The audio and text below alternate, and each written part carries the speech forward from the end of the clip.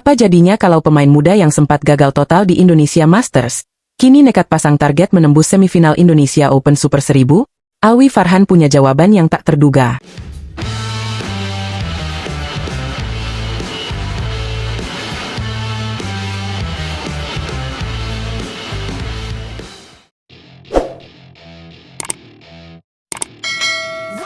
Halo, Sobat Catatan Badminton. Kabar panas datang dari dunia tepok bulu tanah air. Pemain muda harapan Indonesia, Alwi Farhan, sedang membidik momen besar di tahun 2025. Yap, Indonesia Open Super 1000 bakal jadi panggung pembuktian dirinya. Gak main-main, Alwi menaruh harapan besar untuk bisa menembus hingga babak semifinal. Target yang bukan cuma ambisius, tapi juga jadi sinyal bahwa dia siap bersaing di level elit dunia. Nah, buat kalian yang belum terlalu akrab, Alwi Farhan ini adalah salah satu rising star sektor tunggal putra Indonesia. Performanya dalam beberapa bulan terakhir makin konsisten, dan publik mulai melirik potensi besarnya sebagai penerus kejayaan tunggal putra kita. Tahun ini, dia resmi masuk daftar pemain yang akan berlaga di turnamen sebesar Indonesia Open, turnamen yang jadi idaman semua pebulu tangkis dunia, karena levelnya yang tinggi dan atmosfernya yang luar biasa di Istora Senayan. Dalam wawancara terbaru, Alwi mengungkapkan rasa syukur dan antusiasmenya. Senang banget, alhamdulillah bisa masuk Indonesia Open.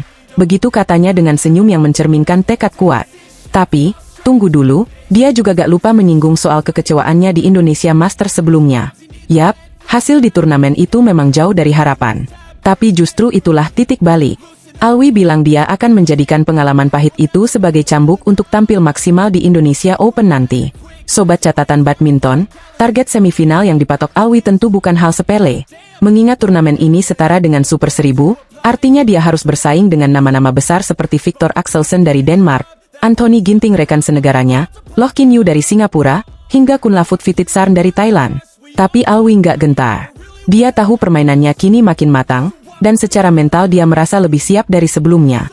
Kalau bicara soal teknik dan mental, Alwi punya paket yang menarik. Gaya mainnya cepat, punya drive kuat, dan yang paling penting, dia haus kemenangan. Di lapangan, dia selalu menunjukkan energi positif dan semangat pantang menyerah.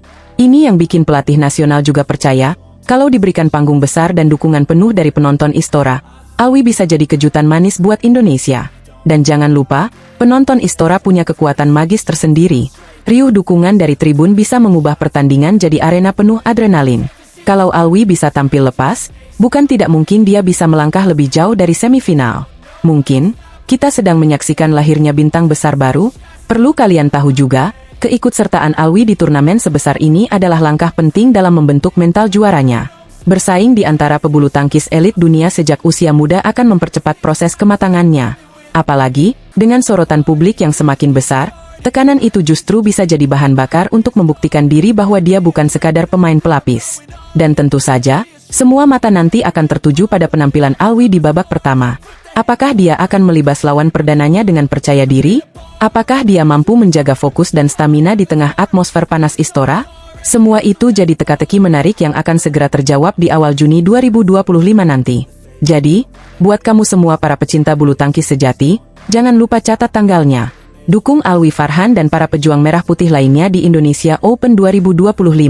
Karena siapa tahu, lewat tangan anak muda seperti Alwi, kejayaan tunggal putra Indonesia akan kembali bersinar terang. Oke, Sobat Catatan Badminton, itu dia update spesial dari Alwi Farhan dan target gila-gilaan dia di Indonesia Open mendatang. Gimana menurut kamu? Optimis gak Alwi bisa tembus semifinal atau bahkan lebih? Yuk tulis komentar kamu di bawah. Jangan lupa like, share, dan tentu saja subscribe buat dapetin update terkini dunia badminton dari Catatan Badminton. Sampai jumpa di video selanjutnya, dan terus dukung bulu tangkis Indonesia. Gaspol. Gimana bisa Indonesia turun di turnamen sebesar ini, tapi tanpa satupun wakil dari sektor putri? Ada apa sebenarnya dengan PBSI? Halo, Sobat Catatan Badminton. Kembali lagi di channel kesayangan para pecinta bulu tangkis. Kali ini, kita akan bahas kabar yang cukup mengejutkan dan bikin banyak penggemar geleng-geleng kepala. Dari negeri singa, datang sebuah berita yang cukup bikin dahi berkerut. Indonesia resmi tanpa wakil di sektor tunggal putri dan ganda putri untuk Singapore Open 2025. Ya, kamu nggak salah dengar. Untuk turnamen BWF World Tour Super 750 yang digelar di Singapore Indoor Stadium mulai tanggal 27 Mei sampai 1 Juni, tak ada satupun Sri Kandi merah putih yang tampil. Padahal, Turnamen ini bukan sembarang turnamen, sob. Dengan total hadiah mencapai 1 juta dolar Amerika atau sekitar 16,2 miliar rupiah. Ajang ini jadi salah satu turnamen bergengsi yang ditunggu-tunggu pemain top dunia. PBSI sudah merilis daftar pemain yang akan turun, dan dari Indonesia hanya mengirim 7 wakil. Yap, hanya 7. Jumlah ini turun drastis dibanding tahun lalu yang mencapai 11 wakil. Dan lebih mengejutkannya lagi, semua berasal dari sektor putra dan ganda campuran. Ini artinya, Indonesia bakal mengandalkan kekuatan cowok-cowok tangguh dan kombinasi pasangan campuran untuk berburu gelar di negeri singa. Mari kita kulik satu-satu siapa saja yang membawa bendera merah putih kali ini. Di sektor tunggal putra, hanya ada satu nama, Jonathan Christie. Yap, Jojo. Ini akan jadi turnamen debutnya sebagai pemain profesional setelah memutuskan cabut dari pelatnas PBSI Cipayung. Sebuah langkah besar dan berani dari Jojo yang pastinya akan menjadi sorotan. Apakah langkah barunya ini akan membawa hasil manis? Patut kita tunggu. Lanjut ke sektor ganda putra. Ada 3 pasangan yang akan bertarung. Pertama, pasangan senior Fajar Alfian dan Muhammad Rian Arbianto. Kita semua tahu, Fajar Rian punya pengalaman dan daya juang luar biasa. Tahun lalu mereka nyaris jadi juara, namun harus puas jadi runner-up setelah kalah dari pasangan Cina, He Jiting dan Ren Xianyu, 2 game langsung. Kedua, ada nama yang bikin banyak fans senang, Leo Rolicarnando dan Bagas Maulana. Leo akhirnya comeback setelah sempat absen karena cedera lutut kiri. Ini penampilan yang sangat ditunggu-tunggu. Publik ingin lihat apakah Kebabias bisa langsung tancap gas di turnamen besar ini. Pasangan ketiga yang juga patut diperhatikan adalah Sabar Karyaman Gutama dan Mohreza Pahlevi Isfahani. Meski belum sepopuler 2 pasangan sebelumnya, Sabar Reza sering tampil konsisten dan memberikan kejutan. Bisa jadi Singapore Open ini jadi panggung pembuktian mereka. Nah, sekarang kita bahas sektor ganda campuran. Di sini, Indonesia juga menurunkan 3 pasangan.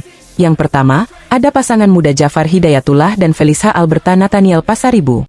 Mereka adalah wajah baru yang sedang naik daun dan siap menggebrak. Berikutnya, pasangan senior yang sudah kenyang pengalaman, Rinov Rivaldi dan Pita Haningtyas Mentari.